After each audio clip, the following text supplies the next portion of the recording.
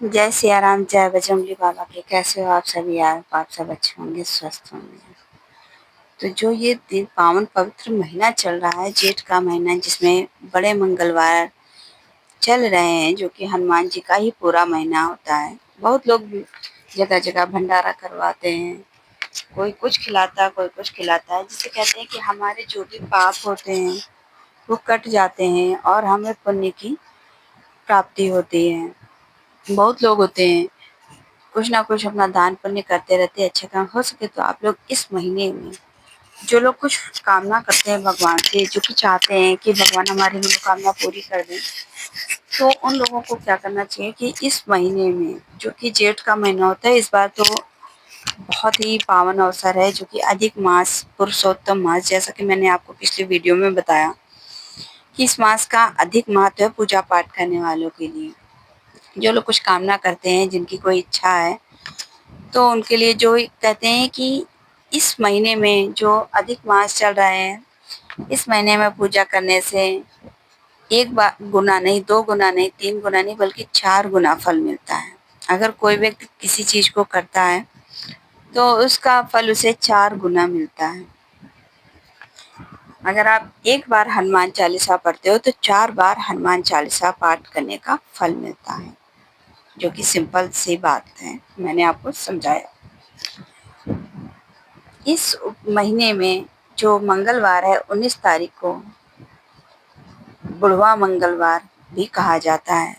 इस मंगलवार में आप, कोई ज़रूरी नहीं आप मंगलवार को ही करो, अगर आपके पास टाइम नहीं है तो आप दूसरे मंगलवार को भी कर सकते हैं, क्योंकि जो ये अधिक मास में है वो 4 मंगलवार पड़ने वाले हैं। तो उन 4 में से आप किसी को में भी कर सकते हैं, नहीं तो आप ज्येष्ठ मास के जो शुक्ल पक्ष के बाद के आएंगे, अमावस के बाद के, वो 1 महीने के बाद 4 के बाद आएंगे, तो आप पूरे महीने में कभी भी कर सकते हैं। और अगर आपको टाइम नहीं मिलता तो शनिवार को भी कर सकते हैं।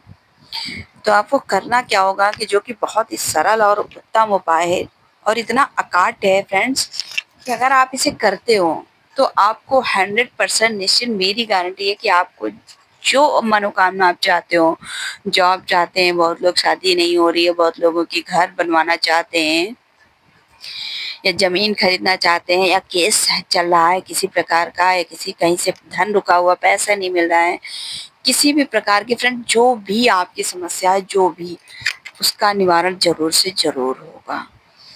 तो आपको सबसे पहले करना क्या होगा, पहले मैं आपको एक अनुभव बता देती हूँ, आपके साथ एक अनुभव शेयर करना चाहती हूँ। जो कि एक भाई साहब हैं, बहुत मेहनत कर रहे थे हर बार, बिल्कुल समझिए इतनी मेहनत करने के बावजूद भी उन्हें जब उनका रिज़ल्ट नेगेटिव आता, हर बार फेल हो जाते, तो इतना ज़्यादा वो परेशान हो जाते, इतना ज़्यादा परेशान कि क्या ही बताया जाए। घर के हालात ऐसे नहीं थे कि बार-बार वो पढ़ाई कर सकें, बहुत मतलब अपनी फ़ीस भर सकें, तो बस उनकी यही था कि किसी तरह मेहनत करके उन्हें जॉब मिलनी चाहिए। वो बहुत प्रयास कर रहे थे, हर प्रकार से हार चुके थे, बस यही मन में था कि अब मुझसे नहीं होगा। जब एक दिन भगवान के सामने बिल्कुल हाथ जोड़कर उन्होंने कहा कि मुझसे नहीं होगा, घर परिवार वाले भी सोचने लगे कि हाँ, इतनी मेहनत के बावजूद, घर वाले भी कहने लगे कि अब इतने बड़े हो गए हो, पढ़ाई के चक्कर में बस तुम्हारे हम ही खर्चा उठा रहे हैं, तो कुछ अलग से ही काम करो। फिर एक दिन थक हार के बस फिर सामने भैया बताते हैं कि उनको एक वीडियो मिला, उस वीडियो में जैसे उनकी ज़िंदगी ही बदल दी। तो कहते हैं ना कि कोई भी वीडियो भगवान का या कोई चमत्कारिक वीडियो अगर आपके सामने आता है इन उपाय को, तो यूँ ही नहीं आता। कहते हैं भगवान की आप पर कृपा है, तभी वो उपाय आप पर आया है। अगर आप पर भगवान की कृपा है, तो भगवान कोई न कोई रास्ता आपको ज़रूर से ज़रूर बताते हैं कि आपको क्या करना चाहिए। तो इस वीडियो में मैं आपको यही बताना चाहूँगी कि आप इस उपाय को कीजिए, और इस उपाय को करने के बाद जो भैया हैं उनकी जॉब लग गई, उनका सिलेक्शन हो गया, वो पायलट बन गए, और उनकी खुशी का ठिकाना नहीं था। जो इतनी बार से फेल हुए, बेचारे हार चुके थे, फिर जब उन्होंने इस उपाय को किया और उसके बाद एग्ज़ाम देने के बाद उपाय किया, इस बार उनका सिलेक्शन हो गया। उनका विश्वास इतना ज़्यादा बढ़ गया कि हाँ, उन मतलब फिर इतनी बार फेल होने के बाद यही हुआ मन में कि अब जो मेरा सिलेक्शन हुआ है वो भगवान जी की कृपा से, हनुमान जी के आशीर्वाद से ही हुआ है। तो आप भी मेहनत करिए और करिए। फिर आप लोगों से कहना चाहूँगी, अगर आप लोग मेरे चैनल पे नए हैं तो चैनल को सब्सक्राइब कीजिए, लाइक कीजिए, कमेंट बॉक्स में जय सिया राम, जय बजरंगबली बाबा ज़रूर से लिखिए। और आप किस चीज़ में तैयारी कर रहे हैं, आपकी क्या अर्जी है हनुमान जी के चरणों में, आप ज़रूर से बताइए। आपकी अर्जी लगवाएँगे। भगवान के पास आपकी अर्जी हम भी प्रार्थना करेंगे कि भगवान इन भैया जी की, इन बहन जी की जॉब लगवा दीजिए। तो फ्रेंड्स, बताती हूँ मैं आपको वो उपाय। आप किसी भी पंसारी पूजा पाठ की दुकान पे जाइए, आपको एक भोजपत्र मिल जाएगा। उस भोजपत्र में आपको राम नाम का लेखन करना है और अपनी मनोकामना लिखनी है। कैसे लिखनी है वो मैं आपको बता देती हूँ। आपको करना क्या है कि आपको, जैसे आपके घर में तुलसी का पेड़ हो या कहीं भी पेड़ हो आपको, तो एक छोटी सी लकड़ी जैसे पेन टाइप में आपको बना लेनी है। उसको बनाने के बाद में आपको चमेली का तेल लेना है और एक कटोरी में थोड़ा सा तेल निकाल लीजिए, उसमें पीला सिंदूर मिला लीजिए, उसका थोड़ा एक गाढ़ा सा घोल बना लीजिए ताकि आपको लिखने में आसानी हो जाए। फिर भोजपत्र आते हैं छोटे टुकड़ों में, तो आपको करना क्या होगा कि आप 11 बार छोटा-छोटा करके राम नाम लिख दीजिए, राम राम लिख दीजिए। उसके बाद में बीच में आपको अपनी मनोकामना पूरी करनी है। शॉर्ट में लिखिए, लॉन्ग में नहीं लिखनी है आपको। शॉर्ट में आप अपनी मनोकामना लिख दीजिए। लिखने के बाद में आपको क्या करना होगा कि नीचे फिर से आपको 11 बार छोटा-छोटा राम नाम लिखना है। अगर आपका भोजपत्र छोटा है, उसमें नहीं आ पा रहा है, तो आप 7 बार भी राम नाम का लेखन कर सकते हैं।